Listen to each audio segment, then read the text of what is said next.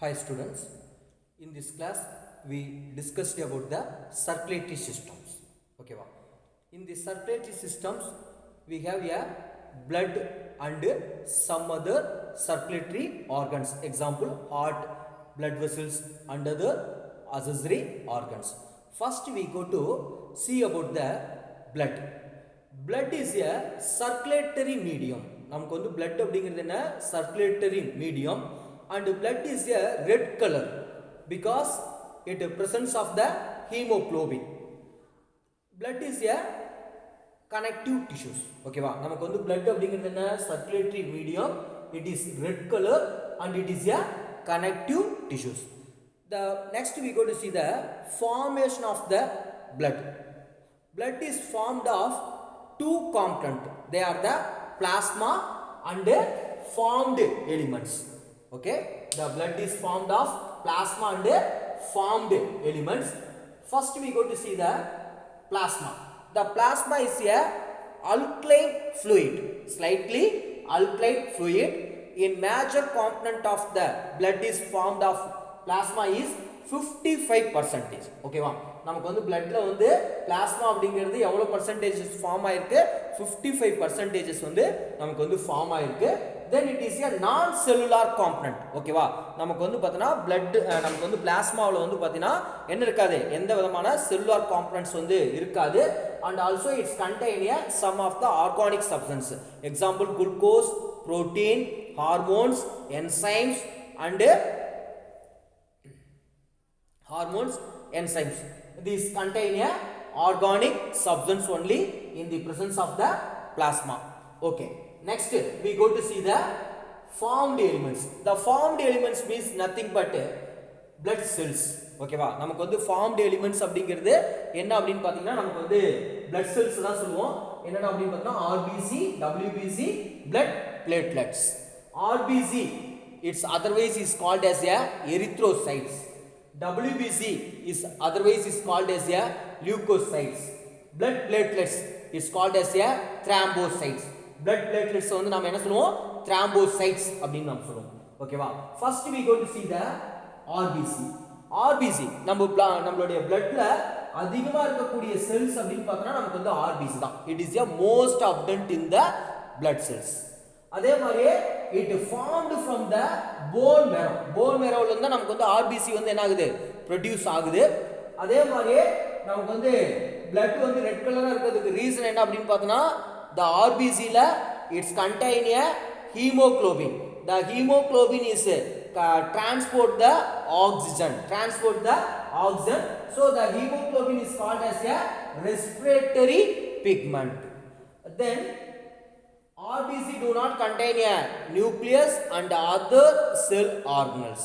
நமக்கு வந்து RBC ல வந்து பார்த்தா நியூக்ளியஸோ other cell organellsோ எதுவும் இருக்காது.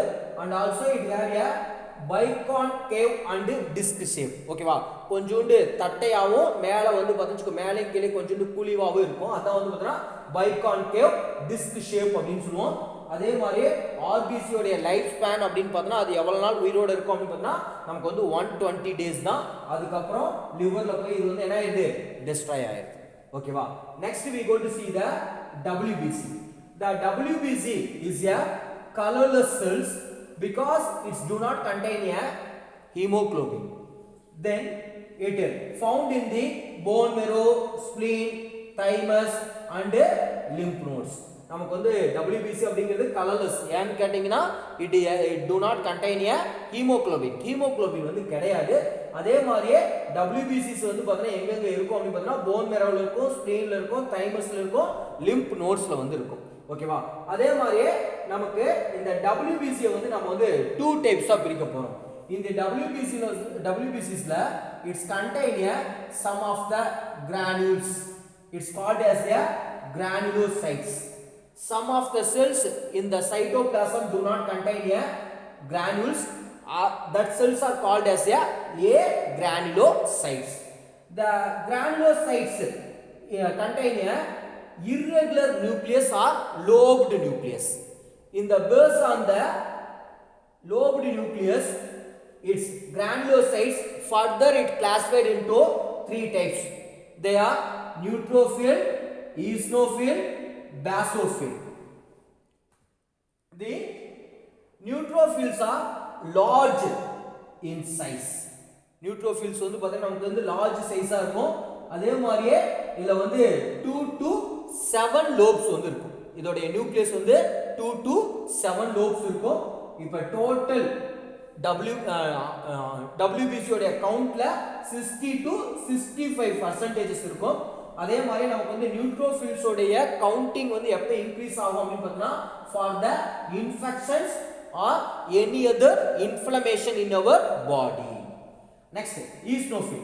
The eosinophils, the nucleus are 2 lobes இருக்கும். அதே மாதிரி டோட்டல் WBC உடைய கவுண்ட்ல 2 to 3% இருக்கும்.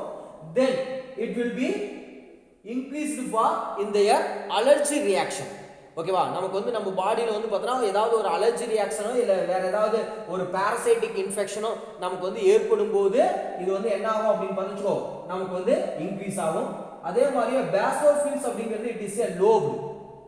ஓகேவா, பேசோஃபில்ஸ் அப்படிங்கிறது லோப்டு. இட் ஃபார் த 0.5% இருந்து நமக்கு 1.0% வரைக்கும் இது இருக்கும். ஓகேவா, அதே மாதிரியே இது எப்ப இதோடைய ஃபங்க்ஷன் வந்து என்ன அப்படின்னு பார்த்தா the inflammation. ஓகேவா, நமக்கு வந்து பார்த்தா inflammation of the some of the chemical substance வந்து ரிலீஸ் பண்ணும். என்னென்ன சப்ஸ்டன்ஸ் அப்படின்னு பார்த்தா செராட்டோனின், புரோஸ்டோகிளாண்டின், ஹிஸ்டமைன் அப்படிங்கிற சப்ஸ்டன்ஸ் வந்து ரிலீஸ் பண்ணும். There also it degrade the toxic substance. They are called as the detoxifications. Okay, next we go to see the A granulocytes. Next we go to see the A granulocytes. The A granulocytes without granules in the cytoplasm of the WBC. They are two types, lymphocytes and monocytes. The lymphocytes are in the total WBC cells. We have 20 to 25% and it produces the antibody for the any bacterial or viral infections.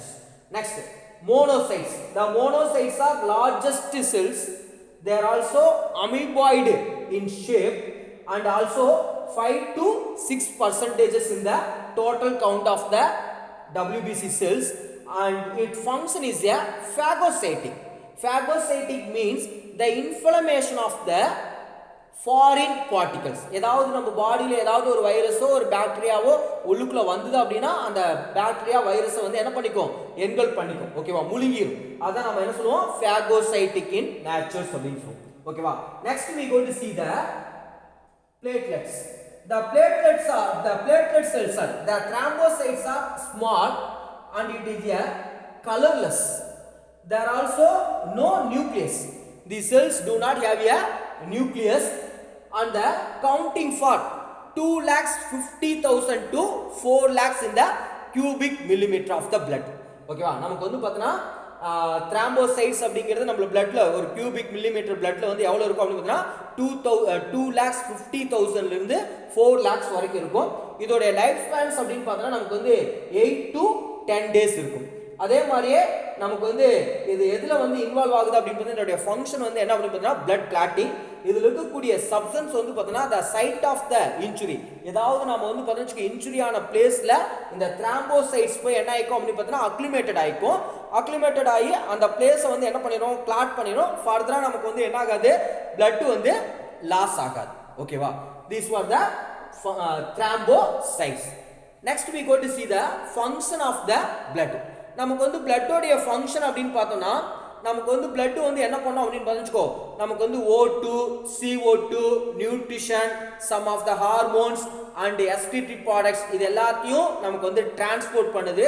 அதே சமயத்தில் இந்த infection, allergy, detoxification and inflammations அப்போ இந்த substance இந்த cells எல்லாம் increase ஆகிறதுனால it protect our body and also maintain our pH and temperature.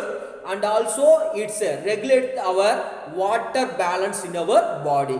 These are the function of the blood. Okay, thank you.